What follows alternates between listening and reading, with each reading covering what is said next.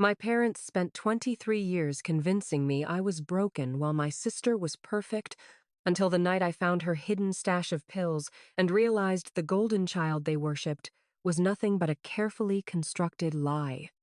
I'm Sarah, and I need to tell you about the day my entire childhood made sense in the worst possible way. Growing up, my sister Emma was everything I wasn't. At least, that's what my parents made sure I believed every single day of my life. She was 2 years younger than me, but you'd think she was royalty the way our parents treated her. Perfect grades, perfect manners, perfect smile. Meanwhile, I was the disappointment they had to tolerate. I remember being 7 years old, sitting at the dinner table after bringing home a report card with all A's except one B in math. My father barely glanced at it before sliding it back across the table. Emma got straight A's again, he said, not even looking at me. Maybe you should ask your sister to help you study. I was 7, Emma was 5. She was in kindergarten. That's when I first understood that nothing I did would ever be enough. The favoritism wasn't subtle. It was blatant, cruel, and consistent. Every birthday, Emma's parties were elaborate affairs with dozens of guests, expensive decorations, and whatever gift she wanted. Mine were quiet family dinners where my parents seemed annoyed that they had to celebrate me at all. One year, they forgot entirely. When I reminded them 3 days later, my mother sighed like I was being unreasonable. "Oh, Sarah, you're too old for birthday parties anyway." Emma's turning 8 next month, and that's a big milestone. I was turning 16. Money was always tight for my needs, but somehow abundant for Emma's wants. When I needed glasses in middle school, my parents complained about the cost for weeks and bought me the cheapest frames available. The scratched plastic frames made me look ridiculous, and kids at school made fun of me relentlessly. I begged for something better, something that wouldn't make me a target for bullies. But my mother just shook her head. "You should be grateful you can see it all," she said dismissively. When Emma decided she wanted to take horseback riding lessons 6 months later, they signed her up for a premium stable without hesitation. Those lessons cost more per month than my glasses cost total. I watched through the kitchen window as they drove her to her first lesson, her face beaming with excitement, while I sat alone doing homework at the table. The house felt emptier somehow when they focused all their attention on her. "Emma has potential," my father explained when I questioned it. "We need to invest in her future." What about my future? I wanted to scream, but I learned early that screaming only made things worse. The pattern continued through middle school. When I made the honor roll, my parents nodded absently and went back to discussing Emma's upcoming piano recital. When Emma made the honor roll, they took her out for ice cream and posted about it on Facebook with paragraphs about how proud they were. I started screenshotting their posts, keeping a digital record of the disparity. Looking back, I don't know why I tortured myself that way, but maybe I needed proof that I wasn't imagining things. I tried everything to win their approval. I joined the school newspaper, thinking maybe they'd be proud if I had my own accomplishment. I worked hard, stayed after school for meetings, and eventually became the editor. When I brought home my first published article with my name in the byline, my mother glanced at it for maybe 5 seconds. "That's nice, dear. Did you remember to pick up your sister from dance class?" I had forgotten. In my excitement to show them my achievement, I'd forgotten my responsibility to Emma. My father was furious, lecturing me for 20 minutes about family obligations while my article sat unread on the counter. Emma got a ride home from a friend's parent, and when she walked in, she saw my article. "This is cool, Sarah," she said quietly. It was a small kindness, but my parents immediately redirected the conversation to her dance class, asking her to demonstrate the new routine she'd learned. High school was a nightmare of comparisons. Emma breezed through with perfect test scores, perfect attendance, perfect everything. Teachers loved her. Other parents pointed to her as an example. My parents glowed with pride whenever anyone mentioned her name. Meanwhile, I worked 2 part-time jobs to save for college because I knew they wouldn't help me financially. I maintained a 3.8 gigapascals while working 25 hours a week, but that didn't matter. Emma had a 4 while doing nothing but studying and enjoying her teenage years. I worked at a coffee shop on weekday afternoons and a retail store on weekends. My hands smelled like espresso and cleaning products. I came home exhausted, often after 9 p.m., to find my parents and Emma watching movies together in the living room. They'd pause long enough to acknowledge my presence, then return to their family bonding time. I wasn't invited to join. It was as if I was a boarder in their house, not their daughter. "Why can't you be more like your sister?" became my mother's favorite phrase. She said it so often that I started keeping count in my journal. In my senior year alone, she said it 63 times. I documented each instance with the date, time, and context. Reading back through those entries now, I can feel the pain radiating off the pages. Each tally mark was another nail in the coffin of my self-worth. The breaking point came during college applications. I had saved enough money for application fees and was planning to apply to several state schools with good scholarship programs. I was in my room one evening, filling out forms, when I overheard my parents talking in the kitchen. Their voices carried through the old house's thin walls. "We should probably help Sarah with college somehow," my mother said, though her tone suggested she found the idea exhausting. My father laughed. Actually laughed. "Why? She's average at best. College would be wasted on her. Let's save that money for Emma. Now that's an investment that will pay off." I sat frozen at my desk, pen hovering over the application form, feeling something crack inside my chest. Average at best. Those words echoed in my head for days, weeks, months. I submitted my applications alone, got accepted to 3 schools alone, and chose the cheapest option alone. When the acceptance letters came, I didn't even tell them. I just quietly made my decision and started planning my escape. Meanwhile, my parents hired Emma a private college counselor who cost $3,000. They bragged about it at family dinners, explaining to relatives how they were investing in Emma's future. When my aunt asked if they'd done the same for me, there was an awkward silence before my mother said, "Sarah is more independent. She prefers to handle things herself." It was a lie, but it sounded better than the truth. I moved out for college and barely came home. Every visit was a reminder of my inadequacy, a fresh wound on top of old scars. Emma was now the star of her high school, captain of the debate team, president of 3 clubs, and being actively recruited by Ivy League schools. My parents' house became a shrine to her achievements. Photos of Emma covered every wall, every shelf, every surface. There were exactly 2 photos of me in the entire house, both from when I was a baby, before they realized I wasn't going to be their perfect daughter. During one visit home for Thanksgiving, I counted the photos. 47 pictures of Emma. 2 of me. I stood in the hallway, looking at the gallery wall my mother had created, and felt like a ghost. This house held no evidence that I had ever mattered to them. My childhood bedroom had been converted into a study space for Emma within months of my leaving. My trophies from track, my honor roll certificates, my newspaper articles all boxed up and shoved in the attic. Emma's room, meanwhile, was a museum of her excellence. I started distancing myself. Phone calls became less frequent, visits even more rare. My parents barely noticed. They were too busy planning Emma's future, celebrating Emma's achievements, living through Emma's successes.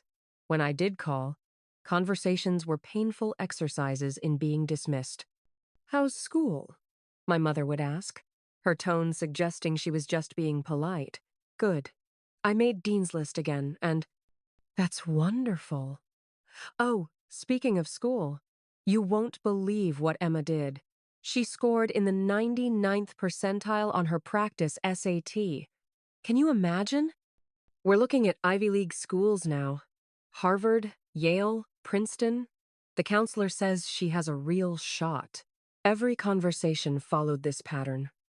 I'd try to share something about my life, and within 60 seconds, they'd pivot to Emma. I timed it once, just to confirm I wasn't being overly sensitive. 43 seconds. That's how long my mother could pretend to care about my life before redirecting to her favorite daughter.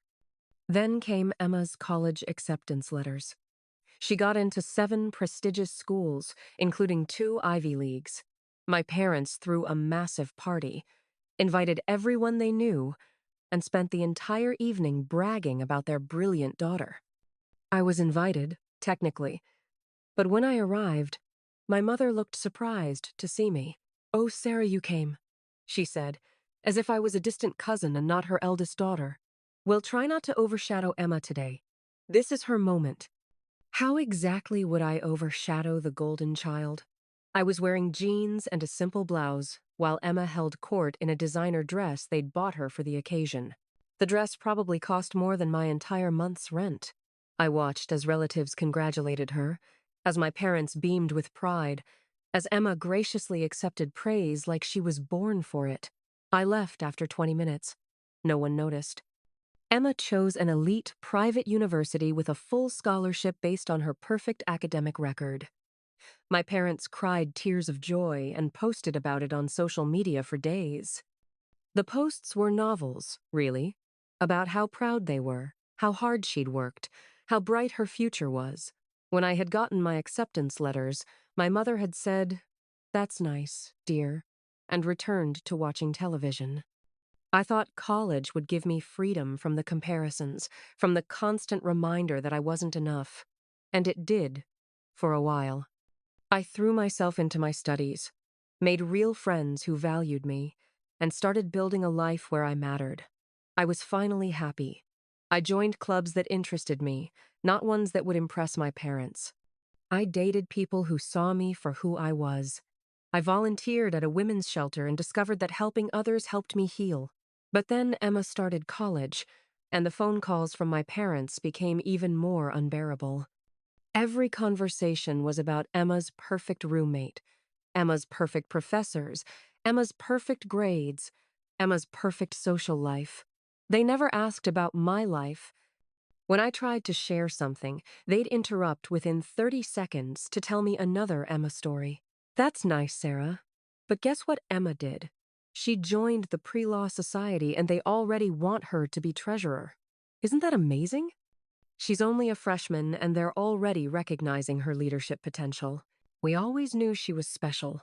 I started letting their calls go to voicemail. I'd listen to the messages later, when I felt strong enough. They were always the same. Updates about Emma, questions about whether I'd seen Emma's latest social media post, reminders that I should try to be more like Emma. Never once did they ask how I was doing, if I was happy, if I needed anything. 2 years passed. I was thriving in my own way, working toward my degree in social work, volunteering at a women's shelter, building genuine relationships. I was proud of who I was becoming, even if my parents never would be. I had found my purpose in helping people who had been marginalized and overlooked, probably because I understood exactly how that felt. The women at the shelter appreciated me. They saw my worth. They told me I was making a difference. Then I got the call that changed everything. It was a Tuesday night in November. I was studying for midterms when my phone rang. My mother's name flashed on the screen. I almost didn't answer, but something made me pick up. Maybe it was intuition. Maybe it was just bad timing. "Sarah, we need you to come home this weekend." My mother's voice was tight, strained, completely different from her usual dismissive tone. "Why? What's wrong? Just come home. It's important. It's about Emma." She hung up before I could ask more questions. I sat there, staring at my phone, a knot of anxiety forming in my stomach. My mother had never asked me to come home before, never needed me for anything. Whatever had happened must be serious. The drive home that Friday was filled with anxiety. My mother had sounded off, not her usual dismissive self. Something was wrong. I could feel it. I gripped the steering wheel tighter, running through possibilities in my mind. Had something happened to Emma? Was she hurt? Sick? The golden child couldn't be tarnished, could she? When I arrived, the house was dark except for the living room light. I let myself in with my old key and found my parents sitting on the couch, looking smaller somehow, older. The shrine to Emma seemed dimmer, less celebratory. My father's face was gray, his eyes bloodshot. My mother's hands were shaking. "Where's Emma?" I asked, my voice barely above a whisper. My mother's eyes filled with tears. "She's at a hospital. Psychiatric facility, actually." The world tilted. What? Why? What happened? What came out over the next 2 hours shattered everything I thought I knew. Emma had a complete breakdown 3 weeks earlier. She'd stopped going to classes, stopped sleeping, stopped eating. Her roommate found her unconscious in their dorm room, surrounded by empty pill bottles. Not a suicide attempt, the doctor said, but severe self-medication for anxiety and depression that had spiraled out of control. She'd been taking a dangerous combination of stimulants and sedatives, her body finally giving out under the chemical assault. But here's the part that made my blood run cold. Emma had been struggling since middle school. The perfect grades, Adderall that she'd been getting illegally since she was 13, the flawless focus, more Adderall, combined with anxiety medication she'd stolen from our mother's prescription, the endless energy for clubs and activities, a cocktail of stimulants that would make a pharmacist weep, the perfect composure. Benzodiazepines she'd learned to obtain from multiple sources, including buying them from other students and even using fake prescriptions. My perfect sister was a fraud. Everything my parents had worshipped, everything they had held up as the standard I could never meet, was chemically manufactured. The room spun around me. I sat down heavily in the chair across from them, my mind racing through memories, recontextualizing everything. Emma's natural brilliance was pills. Her amazing focus was drugs. Her perfect personality was a chemical cocktail. Every comparison, every criticism, every moment I'd been made to feel less than all based on a performance enhanced by illegal substances. "How long have you known?" I asked, my voice deadly calm. My mother couldn't look at me. She stared at her trembling hands, tears dripping onto her lap. We suspected something in her junior year of high school. She was so stressed, and we found some pills in her room, but she promised she'd stop, and her grades stayed perfect. So we thought. You thought what? That addiction just goes away if you ignore it? My father finally spoke, his voice broken. She was doing so well. We didn't want to ruin her chances at a good college. We thought we were protecting her future. The college counselor cost so much money. The applications, the prep courses. We'd invested so much. We couldn't let it fall apart. I stood up, fury burning through my veins like lava. "Let me get this straight. You knew Emma was abusing drugs for years, but you said nothing because she was getting good grades? You prioritized her perfect image over her actual health? Over her life? It wasn't like that." "Yes, it was exactly like that." I was shouting now, years of pain exploding out of me like a volcano. "You sacrificed her well-being to maintain the illusion that you had the perfect daughter. And you know what? You sacrificed me too. Every single day of my life, you made me feel worthless because I couldn't compete with someone who was literally on performance-enhancing drugs. Do you have any idea how insane that is?" My mother was sobbing now, her whole body shaking. We didn't know what to do. We were scared. We thought if we pushed her to stop, she might fall apart. We thought we were doing the right thing by letting her handle it her way. Scared? Scared? Do you know what scared feels like? Being a child who never feels good enough, working myself to exhaustion, trying to earn a fraction of the love you gave her automatically, believing I was fundamentally broken because I couldn't achieve what she achieved. I spent years in therapy trying to fix the damage you did to me, and it turns out I was never the broken one. She was. And you knew. The silence that followed was deafening. I could hear the clock ticking on the wall, the refrigerator humming in the kitchen. my own heartbeat pounding in my ears. "Where is she now?" I finally asked. "A treatment facility about an hour from here. She'll be there for at least 90 days, the doctors say. They say she's been masking severe anxiety and depression for years. The drugs were her way of coping with the pressure." "The pressure?" I laughed, a harsh, bitter sound that scared even me. "What pressure? You gave her everything. You celebrated her, supported her, invested in her. You hired her counselors, paid for her lessons, threw her parties. Where was her pressure?"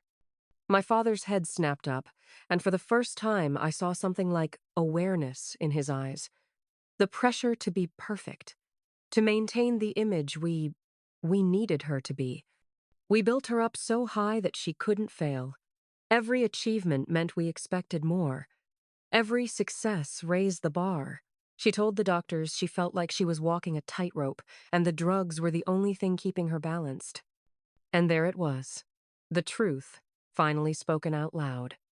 They hadn't loved Emma for who she was. They'd loved the idea of her, the perfect daughter they could show off to friends and family. They'd created a monster of expectations, then fed that monster with their worship and my suffering. Emma had become their project, their masterpiece, their proof that they were good parents. And when that masterpiece started cracking, they'd chosen to hide the damage rather than address it. "I need to see her," I said. "Sarah, she's not ready for visitors." "I don't care. I'm seeing her. Now." We drove to the facility in silence. The roads were dark, lit only by occasional streetlights. I watched the landscape pass by, my mind still reeling. My parents sat in the front seat, and I could see my mother's shoulders shaking with silent sobs. My father's knuckles were white on the steering wheel. My parents stayed in the waiting room while I went back to see Emma. A nurse led me down a sterile hallway to a small room where my sister sat on a bed, looking nothing like the golden child I'd known all my life. She looked small, fragile, broken. Her hair was unwashed and tangled, her eyes were hollow and ringed with dark circles, and she was wearing gray sweatpants and an oversized t-shirt. No makeup, no designer clothes, no carefully curated image, just a scared girl who looked like she'd been to hell and back. When she saw me, she started crying. "Sarah, I'm so sorry. I'm so sorry." I sat down in the chair across from her bed, not trusting myself to speak yet. My emotions were a tangled mess: anger, sadness, confusion, even a strange sense of vindication. "I ruined everything," she continued, words tumbling out desperately. "I ruined my life. I ruined college. I ruined our family. And I ruined you. God, Sarah. I ruined you, most of all." "What are you talking about?" Emma wiped her eyes with shaking hands. "I knew what they were doing to you. I saw it every day. The way they compared you to me. The way they treated you like you didn't matter. The way they forgot your birthday and threw me elaborate parties. The way they invested in my future and told you that you were average. I saw all of it. And I let it happen. I encouraged it because I needed their approval to survive. I was so anxious all the time, so scared of failing, that I used their love for me as a shield. And I used you as a target to make myself look better." I felt something shift inside me. Anger, yes, but also a strange, unexpected sadness for this broken girl in front of me. "When did it start?" I asked. "The drugs. 13. I stole Mom's Adderall first, just to study for a big test. It worked so well that I kept doing it. Then I found ways to get more. A kid at school sold them. Then I needed something for the anxiety the stimulants caused, so I started taking Mom's anxiety pills. Then something to sleep. Then something to wake up. It spiraled so fast, Sarah. By high school, I wasn't even me anymore. I was just a collection of chemicals pretending to be the perfect daughter. And Mom and Dad knew? They found out when I was 16. I thought they'd make me stop, get me help, put me in rehab or therapy. Instead, they asked me to hide it better. They said if anyone found out, my future would be ruined. My college chances would disappear. So I got better at hiding. I learned to source from multiple doctors, to use fake names at pharmacies, to time my dosages perfectly so I'd never seem high or low. I became an expert at being fake. The room felt too small, too airless. I wanted to run, to scream, to shake my parents until they understood the magnitude of what they'd done. Every achievement they celebrated, Emma continued, her voice breaking, was a lie. Every award, every grade, every accomplishment, none of it was real. I wasn't brilliant. I was medicated. And watching them worship fake me while treating real you like garbage, Sarah, it destroyed me from the inside. But I couldn't stop because I was terrified of who I'd be without the drugs, without their approval. Would they even love me if I was just average like you? That's what I thought. If I was just normal, would they throw me away too? Why didn't you tell me? Because you were the only real thing in my life. You worked hard, actually earned your achievements, built a genuine life. You were everything I pretended to be. I couldn't face you knowing what a fraud I was.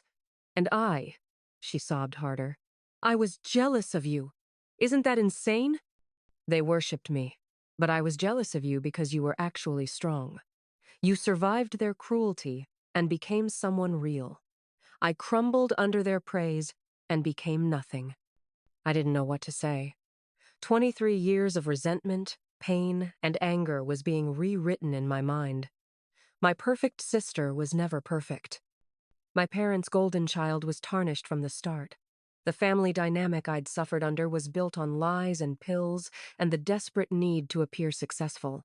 What happens now? I asked finally. 3 months here. Minimum. Detox, therapy, probably medication management for the actual anxiety and depression under supervision, then outpatient treatment, then… I don't know. I have to withdraw from school. I lost my scholarship. I'll have a record. My entire future is gone. Everything they built me up to be is destroyed. No, I said firmly. Your fake future is gone. Your real future is just starting. Emma looked at me with desperate hope. Do you think, after everything, could you ever forgive me? I thought about it. Really thought about it. This girl had benefited from my suffering, had stood by while I was diminished, had built her entire existence on a foundation that required me to be lesser. But she was also a victim, in her own way, a victim of impossible expectations, of parents who valued image over well-being, of a system that measured worth in grades and achievements rather than character and integrity. I don't know yet, I answered honestly, but I'm willing to try. On one condition, anything. You get actually better. Not perfect, not fake, just genuinely, honestly better. And you tell Mom and Dad the truth about everything. All of it. How the pressure they put on you drove you to drugs. How their favoritism destroyed both of us. How their need for a perfect child created this entire nightmare. They need to hear it from you. Emma nodded, tears streaming down her face. I promise. I'll tell them everything. They're coming tomorrow for family therapy. The counselor says it's necessary for my recovery. I stood to leave, then paused at the door. Emma, for what it's worth, I think the real you, anxious, imperfect, struggling, is worth more than the fake perfect version ever was. The drive back was silent. When we got to the house, I didn't go inside. Sarah, we need to talk, my father started. No, you need to listen. Both of you, sit down. They sat on the porch steps while I stood over them. Finally having the power in our relationship. Emma is going to tell you everything when she's ready. And when she does, you're going to listen without interruption. You're going to acknowledge what you did to her, what you did to both of us. And then you're going to get therapy yourselves because you two are just as broken as she is. Sarah, that's not fair. Fair? The word exploded out of me. You want to talk about fair? Okay. Is it fair that you knew your daughter was a drug addict and did nothing? Is it fair that you spent 23 years making me believe I was worthless? Is it fair that you invested thousands in Emma's fake success while I worked myself to exhaustion for scraps of your attention? Is it fair that even now, even with Emma in a psych ward, you can't admit what you did to me? My mother's face crumpled. We didn't mean to hurt you, but you did. Every single day, you chose Emma over me. Every achievement I earned was dismissed. Every struggle I had was ignored. You created a golden child and a scapegoat, and you sacrificed my entire childhood to maintain that dynamic. Do you have any idea what that does to a person? Do you know how many nights I cried myself to sleep, wondering why I wasn't good enough? Why you couldn't love me the way you loved her? Silence. I worked 2 jobs in high school while maintaining nearly a 4 gigapascals, and you never once told me you were proud. Emma took some pills and got perfect grades, and you threw her parties. I volunteered at a shelter, built genuine relationships, became someone who actually helps people, and you called me average. Emma built a house of cards on a foundation of prescription drugs, and you called her brilliant. We didn't know it was that bad, my father whispered. Yes, you did. You knew she was using. You chose to ignore it because the alternative was admitting your perfect daughter wasn't perfect. And you know what the worst part is? You didn't just fail, Emma. You destroyed me in the process. You made me believe I was fundamentally broken, that I would never be enough, that I didn't deserve love or support or basic parental pride. Do you know how long I've been in therapy trying to undo that damage? Do you know how hard I've worked to believe I have value, despite you telling me otherwise for my entire life? My mother was sobbing now, but I couldn't stop.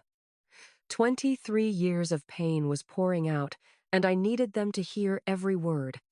I'm done, I said finally. I'm done competing for your love. I'm done trying to earn what you should have given me freely. I'm done being the family disappointment while Emma gets worship she never earned. I'm just done.